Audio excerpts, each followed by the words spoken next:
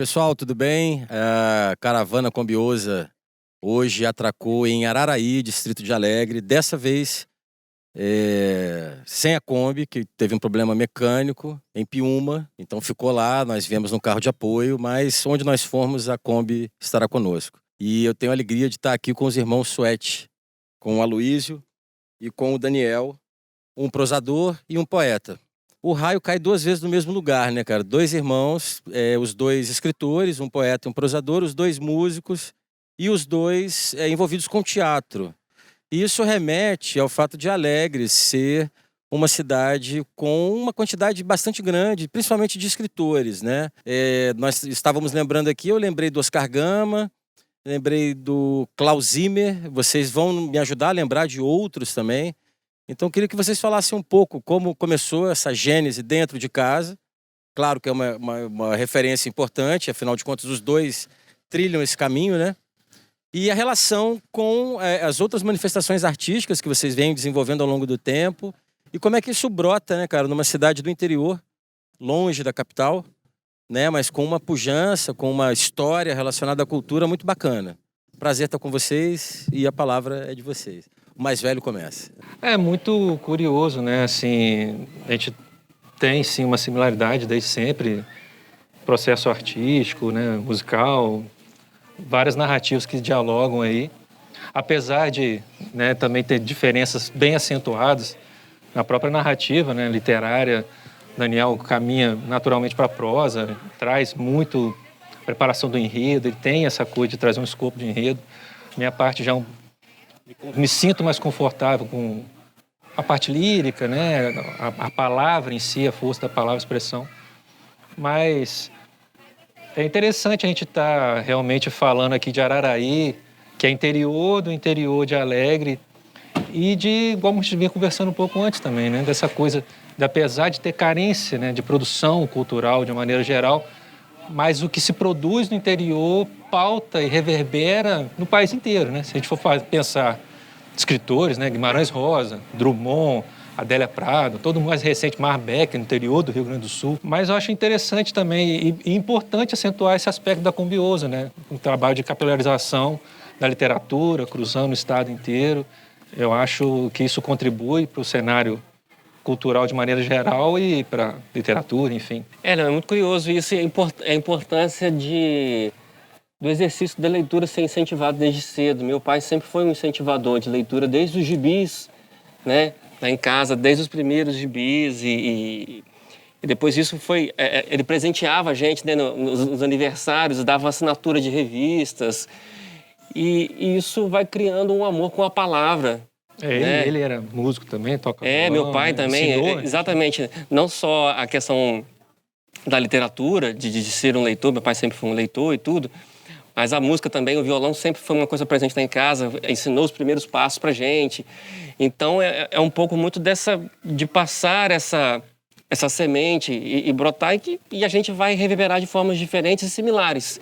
No que somos parecidos, vindo da mesma gênese, somos diferentes da individualidade de cada um. Né? E como isso reverbera também no município como Alegre, no interior do país e tudo. Alegre que tem uma característica de cultura, né? O próprio festival ajudou a fomentar muito isso, muitos músicos vindo à cidade, então muita forma cultural, muita forma de expressão cultural ser colocada e isso reverbera dentro do seio da sociedade, né? Tanto na palavra, né? A gente vai colocar muita gente, o Marcos Oliveira, o Klaus Zimmer, o Kiko Merson, a Patrícia Depes e outros tantos, né? A gente não somos autorais de Alegre. Luciano Bravo, mas que a nossa carpintaria de escrita se aprofundou dentro da sociedade alegrense com esse meio que a gente foi conversar e se entender também como artista, como pessoa, né? E produzir nesse sentido. Então, isso é muito importante também, né, que se tenha esse olhar e que as políticas públicas também cheguem a esses lugares, né, porque tem muita gente fazendo, muita inquietude, e é importante reverberar tudo isso. E esse projeto da Kombiosa ajuda, né, ajuda a mapear e a mostrar o que a gente tem no estado sendo produzido, que às vezes a gente, não sei, talvez por força de uma mídia mais forte ou de televisão que chega à casa das pessoas, as pessoas deixam de entender e de consumir o que tem sido feito, produzido no Espírito Santo, de alguma forma, né? E como tem diversidade, como tem pluralidade, como a gente está num estado tão rico nesse sentido. E um projeto como esse ajuda a mapear, a gente se entender também como artista, como ser humano, como povo, sociedade, né? como povo. Capixaba, como povo espírito-santense, enfim. O Daniel Suete estreia com Os Dalmarco, uma narrativa que me remete. Conversando com o Saulo Ribeiro, ele falou a mesma coisa, a Érico Veríssimo, né? E depois vem o Depois que o Sol se Põe, que é uma experiência muito mais radical com a linguagem, né? Assim, uma nova configuração, quase, como escritor, né? Queria que você falasse um pouco desse processo, de cada um desses livros, né? E qual foi o ponto de virada aí de sair de uma narrativa muito bem construída, mas mais linear, mais tradicional, para uma que começa realmente a subverter a linguagem. Eu costumo dizer que eu sou uma pessoa muito inquieta, que tem muita necessidade de reverberação, de colocar para fora as coisas que me inquietam e tudo. Então, Os Dalmarco, ele vem de uma narrativa que está muito mais pensada próximos às cenas, ao palco, que já era um lugar da onde eu vinha, né, da estrutura de dramaturgia, de teatro. Então ele é muito pensado em cenas subsequentes, né, e de você imprimir uma velocidade, você imprimir dinâmica, como se para conquistar o público, quase como um exercício de dramaturgia mesmo levado para a palavra, que eu resolvi me experimentar, me arriscar. No primeiro momento ninguém sabia que eu estava escrevendo esse livro, então eu falei, você foi fazendo muito uma coisa meio para testar, e acabou que ele foi contemplado no edital e acendeu uma chama. Eu rodei bastante com o livro, acho que ele me abriu caminhos para conhecer pessoas, para entrar no meio literário, e você se abastecer de uma outra fonte mais aprofundada, se deter mais a isso. E desse processo começa a surgir a ideia do Depois que o Sol se Põe, de você realmente buscar mais reflexivo, se atender mais a etimologia das palavras, a força dos personagens, né? Desenvolvimento dos personagens. Assim, é um mergulho mais profundo nesse sentido, que a própria trajetória dos Dalmarco, o pós-Dalmarco, me trouxe, né? Um processo quase que inevitável nesse sentido, e mais doloroso, e mais que requer mais tempo também, né? Sensível também. Exatamente, né? Eu levei, Depois que o Sol se Põe, eu fiquei quase 2 anos rascunhando para poder fazer. E Os Dalmarco não, era um exercício da página em branco como um desafio. E me descobrindo ali como eu ia resolver aquelas cenas. Ao longo da construção. Ao longo da construção, né? Então eles partem de origens muito diferentes e vão chegar, obviamente, a produtos muito diferentes. Então eu me orgulho muito de ambos, assim, acho que tudo é um processo, né? Na vida de qualquer profissional, e também o profissional artístico, o profissional da cultura, ele também passa por esse tipo de processo. E tudo conta a sua narrativa também, como aconteceu com a gente, com a banda também, o Estado de Sítio também. O seu primeiro disco é um disco muito mais linear nesse sentido, né? E depois as provocações e as coisas com as quais a gente é posto e como a gente reverbera isso, vai mudando com o tempo também. Acho que também faz uma analogia nesse sentido. E também como vai ser no teatro, as coisas que eu também vou acabar colocando para o palco também vão ter esse tipo de reverberação, mais de inquietude das coisas que me atravessam mais hoje. Eu particularmente gosto muito dessa perspectiva do artista que atravessa a ponte e dinamita. A ponte e não volta atrás, né? Torquato Neto usava muito essa figura, né? Atravessar as pontes e dinamitá-las, né? Para fazer o novo. E nesses 2 livros eu acho que você faz isso de uma forma muito potente. E o Aloísio, que estreou depois com Punho e a Poética no Corpo. Eu tive o prazer de estar no lançamento lá em Vitória. É um volume de poesias também muito potente, uma estreia muito bacana, muito, muito consciente do seu trabalho, de tentar impregnar no seu trabalho um estilo muito pessoal. Me parece um livro um tanto quanto drummondiano, não sei se é uma influência sua, e ao mesmo tempo em que muito calcado no tempo de hoje, em tudo que a gente está vivendo, nessa loucura, nesse morticínio, uma construção de memória também muito potente. E isso é uma coisa que é curiosa, porque está na obra dos dois, né? Tanto na prosa de seu irmão, quanto na sua poesia. Então eu queria que você falasse um pouco desse cruzado no queixo, que é Punho, e que vocês falassem, né, como a questão da memória se tornou tão presente, né, cara, na obra de vocês até agora, e perspectiva que talvez ela continue acompanhando, né? Então, já que você me trouxe para o clinch, para a esgrima, então, usando de um linguajar próprio que é muito ambientado no seu livro, né, que a gente já teve a oportunidade de trocar algumas ideias e que é incrível. E obrigado também pela leitura atenta, porque você trouxe realmente uma palavra, uma adjetivação que realmente é o que me puxa bem para essa obra, né? Que é a memória, é um registro de memória, que diferente da lembrança, né? Diferente da nostalgia, a memória ela é viva, né? A memória ela movimenta, ela não imobiliza e não petrifica igual a lembrança que fica congelada no tempo. A ideia era de trazer essa memória e de como ela pulsa, né? Nesse processo caótico, a fim de tornar essa memória sensível. Então, tinha muito esse aspecto, essa ideia. E também concordando com você colocou, sim, Drummond é uma grande referência, né? Eu acho que Drummond, Goulart, dos mais clássicos, né? Já são clássicos, a gente pode dizer assim.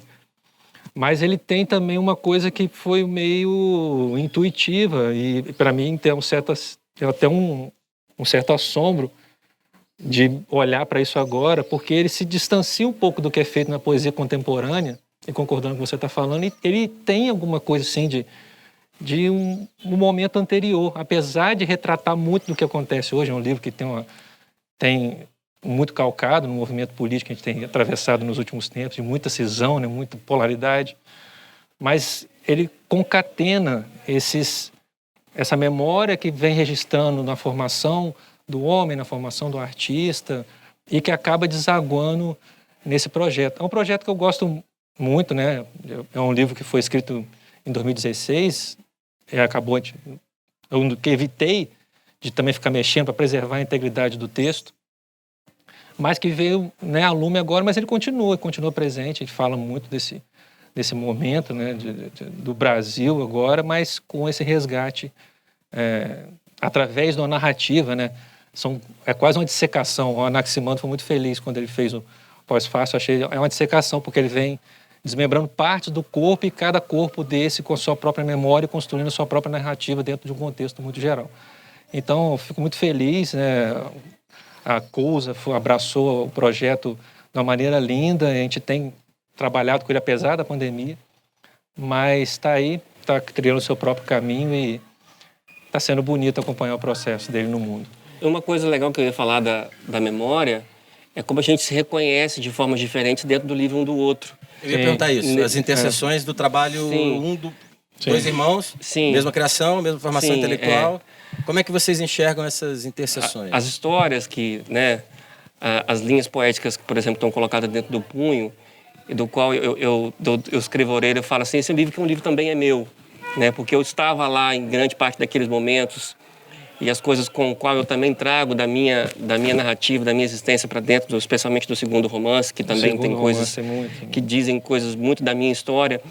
Isso é importante a gente se reconhecer e é importante dizer que a gente é muito fã um do outro, nesse sentido. A gente se admira muito e a gente já... Revisa o trabalho. A gente já... Nós já somos um próprio filtro do trabalho um do outro. A gente troca essas figurinhas, é muito importante. E tem momentos é o primeiro leitor do outro, né? Sim. Acaba sendo. Tem sempre esse filtro. Mas é igual eu falei, assim, apesar de diferenças marcantes, Daniel Daniel tem uma habilidade muito grande de fechar capítulo. Ele fecha já amarrando o próximo. Então, o Dalmarco, ele tem esse tiro curto e justamente por ter esses mecanismos, ele atravessa. Eu já vou para o outro caminho. Daniel é mais inquieto. Meu processo é mais decantado. Eu demoro. Eu deixo a coisa diluir mesmo. Repito, reescrevo. Daniel, não que ele não reescreva, não é que o processo... Mas Daniel, ele é mais... Eu vou colocando e vou... na carpintaria da coisa, eu vou refazendo. Né? Mas ele é mais... E eu sou muito de fazer para outros projetos também, para além da literatura. E aí, lá em casa é Júnior, né? Mas aqui a gente fala Aloysio, porque meu pai também é Aloysio. Ele é mais do processo de decantar, que se aproxima também do processo da Mariana.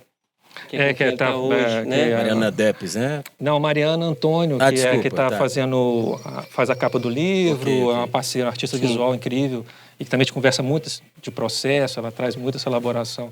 Então, a gente acaba dialogando também. E esses processos são importantes, que eles são diferentes e acabam se contemplando, se completando também, né? Porque cada um tem suas particularidades e a forma de fazer ser diferente, né? E a gente também no processo de música, a gente participa da mesma banda, os processos são distintos, eles acabam convergindo e às vezes em atrito e às vezes em harmonia, mas a gente sempre acaba chegando a um processo, a um resultado que a gente acha que fica Acaba melhor. sendo uma provocação, Sim, né? Uma boa muito, provocação. Muito, Sim. muito. Não chega a ser os irmãos Oasis, não, mas...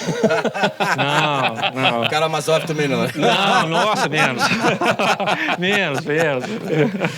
Cara, e o que a gente pode esperar? O que tá vindo aí, assim, sem Cara, spoiler? Quais são os próximos projetos? Não só na literatura, né? Sim, Como vocês lidam também com a música e tal, Sim. enfim. Eu vou falar desse projeto que, né, em função da pandemia, a coisa toda, então tem havido um fomento, a preocupação com o fomento dos artistas que estão num momento realmente difícil. A gente passou, inclusive, com o livro, com o punho, no projeto Cultura em Toda Parte, né, pelo Estado, pela Secult, através de uma parceria com a ONG, que é o Parceiros do Bem. E a gente passou justamente com a Mariana, que a gente vai fazer uma abordagem que vão ser videopoemas. Então, ele tem uma estética, uma imagem construída em que a proposta é que ela, na condição de leitora, lê para o autor, que recebe aquilo numa escutativa. Então, tem uma proposta, além dessa construção imagética das imagens que vão ser feitas, essa sensação do leitor receber aquilo sob uma outra perspectiva, e eu, em algumas delas, toco o violão e reajo ao que ela está lendo. Então, tem ficado bem bonito, a expectativa tá bem legal, assim, também vai ser uma forma também de a gente trabalhar o livro sobre outro viés, sobre outra perspectiva, né, um paradigma diferente, mas com uma abordagem artística também interessante, tá para sair, está finalizando. Fizemos as últimas filmagens agora, estamos tratando, inclusive o Daniel tá também falando essa amálgama, o Daniel tá na captura do som, de fazer toda essa parte também, de pensar esse projeto. Os projetos são importantes porque a gente faz... O Estado de Sítio, que é a banda que a gente toca, faz 20 anos esse ano.